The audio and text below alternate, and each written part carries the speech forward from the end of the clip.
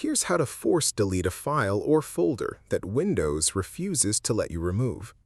First, right-click the file you want to delete and select Copy as Path.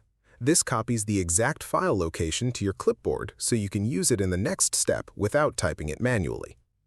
Press the Windows key, search for CMD, right-click Command Prompt and select Run as Administrator. This is important. Running without admin privileges will cause the command to fail on protected files.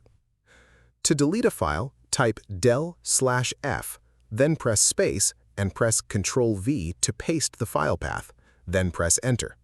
The /F flag forces deletion even if the file is marked as read-only. To delete an entire folder, use rd/s/q instead, paste the folder path, and press Enter. The /s removes all contents inside the folder, and /q skips the confirmation prompt. If the file still cannot be deleted after this, it is likely locked by a running process. Restart your PC in safe mode. Press Windows R, type msconfig, go to Boot, and check Safe Boot.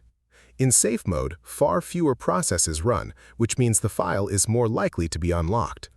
Run the same command again and it should delete successfully. Remember to uncheck Safe Boot in msconfig after and restart normally.